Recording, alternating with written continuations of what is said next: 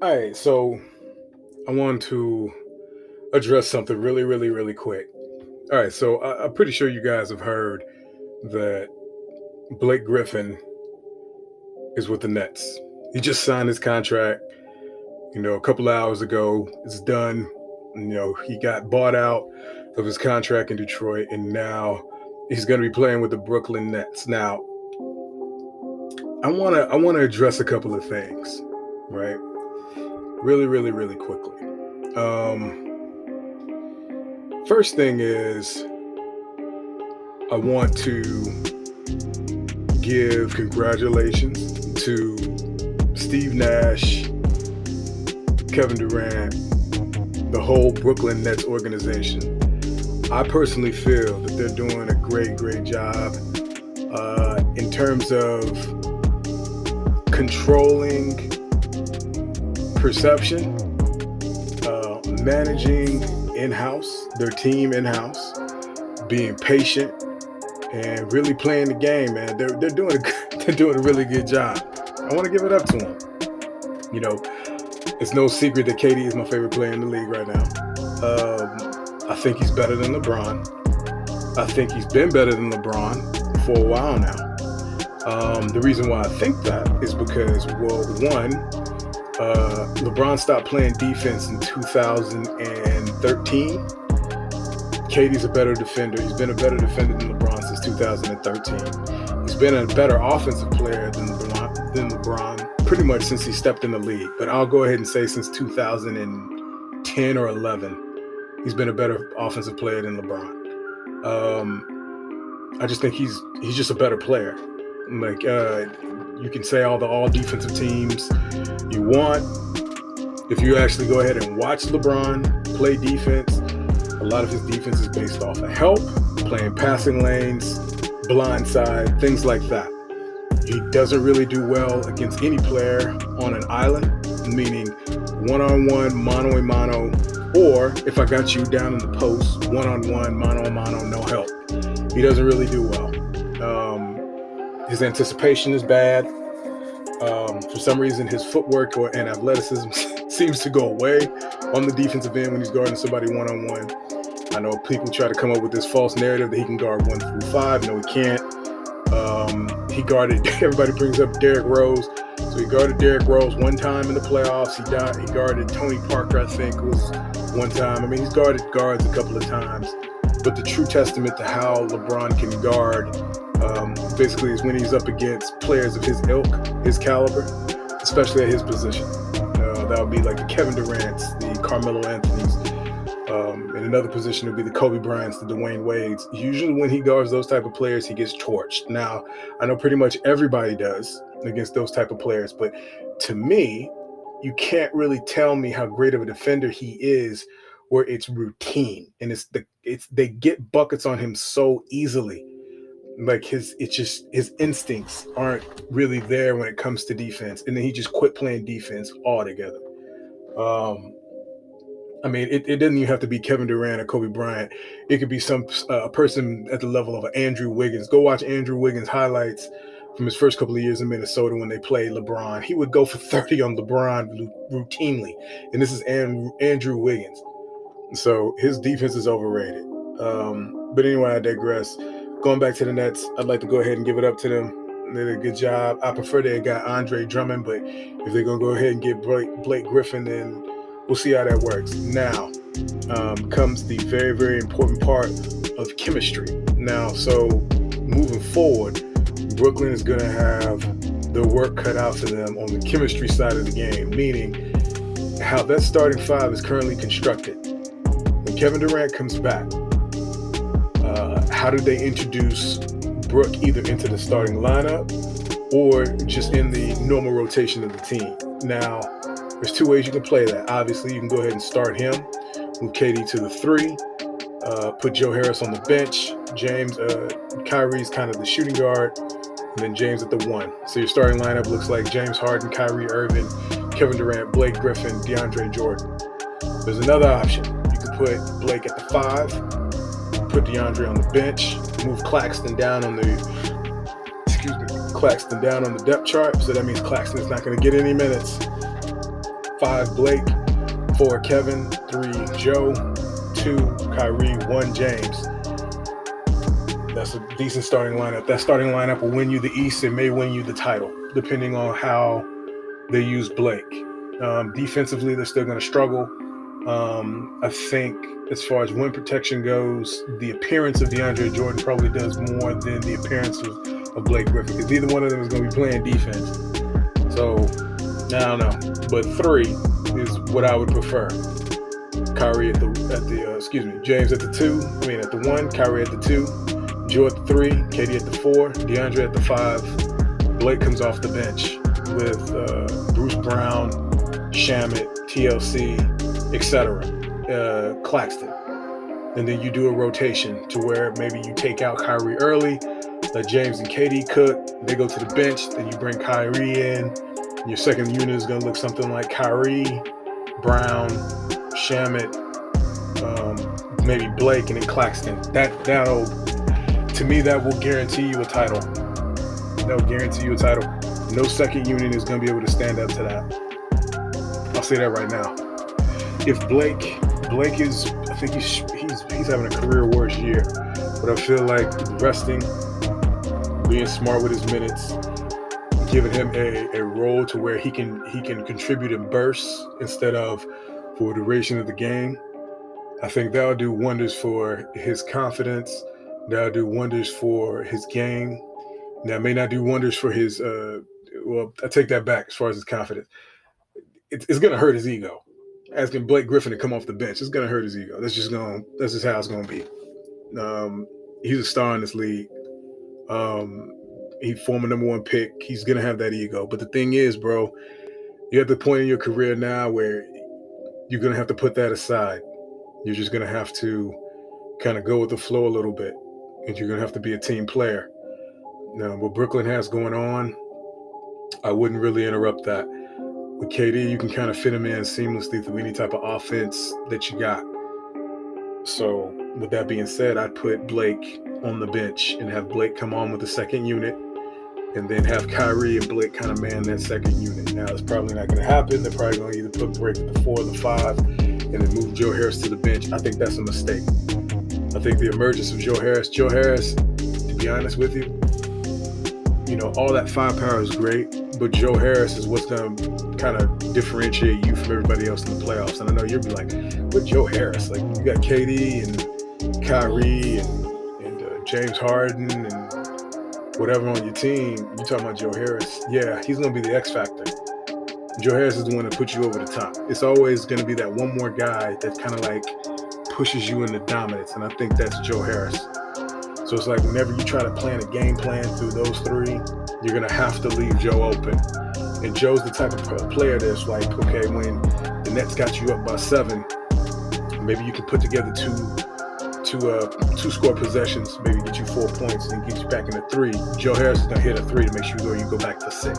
That's the type of player he is. You're going to have to leave him open. He's going to push you back to 6. Then you might get into 10. Then he's going to push you to 13, or he's going to push you to 16. Like, that's the type of plays he's going to make, and that kills a team. That kills your morale. He's a morale killer. That's what he is. So I think it's imperative for him to kind of stay in that starting lineup. Now, one more thing really quick before I go, I want to address. So, on Twitter, now I'm not on Twitter, but I like to look and see what people's opinions of certain things are. And this is slightly irritating me. So, all right, everyone complains about LeBron ruining the league, but here's Kevin Durant needing 3 other Hall of Fame players. I barely include Blake, but just about everybody gets in. That's not true.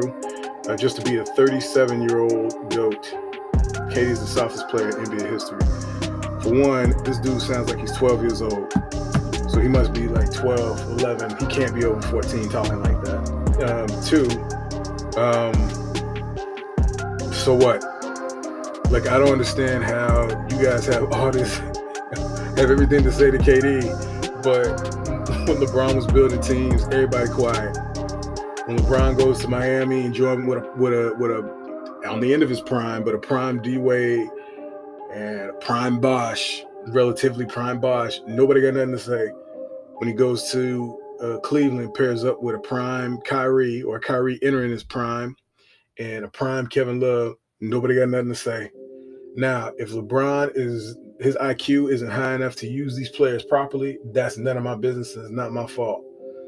You know what I'm saying? Like, whatever he does to him, that's on his own volition. These are the people he picked. So, I mean, with KD can't help that he played on Oklahoma City with Russell Westbrook and James Harden. They were drafted. And then he went to go play with Golden State. That's not the best competitive move, but KD wanted to win. I'm not begrudging KD for that. And KD don't need to apologize to none of y'all for that. Like, to me, I feel like KD got tired. I mean, he looks across the fence and he looks at LeBron and he's just like, look, this dude keep building these teams with these vets and these players is going to ensure that he wins. I'm going to do the same thing. Now, I would have preferred KD to go to Golden State. I mean, not Golden State, San Antonio. If he would have went down there with Kawhi and LaMarcus and all these other people, and I think Tim Duncan may have been there, but he may not have been. It's 2016. I think Timmy was gone, or he was on the tail end. But I would have preferred that. It still would have been a loaded team, but that would have been better than Golden State. But KD went to Golden State, and it still didn't mean. What does that mean? He still proved he's better than LeBron, in my personal opinion. It wouldn't have mattered if KD went to Golden State, if he would have went to San Antonio, if he would have went to the Clippers. It wouldn't have mattered to me. As long as he's paired with somebody that halfway knew what they were doing, he was going to win. Just like Brooklyn is about to win. They're not going to win because of James. I mean, I'm saying it. James Harden, Kyrie, none of that. Now, I said this thing about Joe Harris being the X factor. That's just in the flow of the games in terms of defensive coverages. Stopping and scheming against people. Like, he's going to be a person that you can't scheme for. You can't scheme for none of them, but I'm just talking about in terms of systematically. When you're having people cover, you're going to want your best on those three. Your best three on those three. Or the scheme is going to be tailored to those three. He's going to be the odd man out, and he's going to be able to damage you. That's what I'm saying. He's going to be important. But KD is what's going to make them win the title. Because there's no answer really for KD. There's really, and then when you pair them with those other three, it's kind of like checkmate. You can't really, if they play the Lakers, they're just a bad matchup for the Lakers. For one, LeBron is going to have to come from under the basket. If you guys haven't noticed, LeBron likes to hide out and play free safety under the basket. He doesn't really like to guard who he's supposed to guard. If it's the other team's best offensive player, whatever, he doesn't guard them. He sends the other guys out there, the KCPs and all these other guys out there to guard him. When he plays Brooklyn, he's going to have to come from under the basket. He's going to have to guard somebody. Like, he's going to have to guard somebody. And he's not going to like that. Like, he's going to have to use energy on defense. And I think at this age, it's going to be very hard for him to do that and do that efficiently. He's going to really need Anthony Davis. And I don't think Anthony Davis is going to be enough. And then also, too, there was another guy that said something I wanted to kind of address. Talking about KD can't win without a super team and all this other stuff. Bron has been on how many super teams? It's fun, and then he lost. That's the funny thing about KD. That's the difference between KD and LeBron. If you put KD on a super team, KD ain't losing. You put LeBron on the super team, LeBron's losing to Dallas. Like, you see how that worked? You put Bron on the super team, Bron is getting gentlemen swept by the Golden State Warriors. Now everybody sits there and says, well, they had KD, and then they had Curry, and then they had... Bro, James Harden took that same team to 7 games. Like, you can't get 2 games on that team. You can't even get to game 6. Ain't you the GOAT? You're supposed to be the GOAT, right? You can't even get to game 6. Meanwhile, James Harden taking that team 7 games. 7 games. And it's not like you by yourself. The year that you got 4-1, you got gentlemen sweep, you had Kyrie and Kevin Love, who both did pretty good that series. But that exact same team, James Harden is taking them 7 games, but you can't. You know what I'm saying? It's like, what argument do you want to use? You put KD on a super team, they're going to dominate. You put LeBron James on a super team, they may or may not beat you depending on the circumstances. Like, you see how that works? So there's that, and then there's this whole thing, and that kind of bleeds into the notion of these takes that I'm seeing on Facebook, and on Twitter with this whole, oh, it's taking all this just to beat somebody that's 36 years old. Bro, again, it took Dirk Nowitzki, Jason Terry, and JJ Barea. Let's not act like LeBron James is God, bro. Y'all need to stop this. Like, y'all say these dumb takes, and I don't understand how you can actually sit there and like say this silliness. Like, it took Dirk, Jason Terry, and JJ Barea. And I know the counter to that is, well, those three guys beat Kobe and then they beat KD. Okay, cool. But Kobe and KD didn't have Dwayne Wade and Chris Bosh on their team. Dwayne Wade was scoring 26 points a game and Chris Bosh was giving you 18.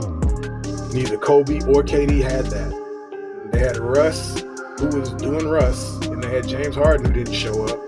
Then they had Kobe had Pau Gasol, and I forgot who else was on that. I don't even know who else was the third. It may have been Lamar or Ron Artest. They definitely wasn't putting up no 18. So I don't know that argument has anything to do with anything. Like, I'll tell you this. If you switch out LeBron James for Kevin Durant or Kobe Bryant on that Miami team, what do you think the odds are that Miami wins that final? I don't like to play hyperbole, but just out of curiosity, what do you think Miami's chances are at winning that final? I'll put it to you this way. Kobe and KD ain't scoring no 18 points a game, bro. They're not having no 18-point game final. 18-point game, 8-point game 4. They're not doing that. They're not getting outperformed by Jason Terry and JJ Barea. Like, that's not happening with neither one of them. So if y'all want to sit there and talk about, well, it takes all this to beat LeBron, I'm just like, okay, well, what was the Dallas Mavericks? The Dallas Mavericks did it with less. And the San Antonio Spurs did it with a old Tim Duncan, a 38-year-old, a 38-year-old Tim Duncan, a 36-year-old Manu Ginobili. Like, and a Kawhi Leonard who wasn't Kawhi Leonard. Nobody really knew who Kawhi Leonard was until that year. So, I mean, anyway, it's just funny how these little narratives get created by these dudes on the internet. It just makes me irritated because it's just lack of, like, it's just logic. And like, if I'm wrong, y'all tell me in the comments. Y'all tell me. Let me know if I'm tripping. Like, I know how it looks. I know it looks like KD's always on a stacked team because he usually always is. But to be honest with you, and we're all going to be in agreement with you, the only reason that stacked team is stacked primarily is because of him. Like, you could take KD off the Brooklyn Nets, they'd be a good team, but they wouldn't be looked at as like a powerhouse, I don't think. Kyrie and James Harden, I don't think they're enough to bring that team up to like legendary status. Steph Curry, Draymond, and Clay, I mean, yeah, they won the 73 games, but when you put KD on that team, then it becomes something else. Even in OKC, you put KD on that team, it becomes something else. Like, I feel like he's the catalyst. Even if you take away talent, if he's on it, then Brooklyn was looking good when it was just KD and James. Like, I mean, I know y'all talking about Kyrie and whatever, but let's not get it twisted. Like, I'll go back and forth with you over KD. Like, and I'm welcome to the challenge. If anybody want to talk, we can talk. But yeah, Blake Griffin to the Nets.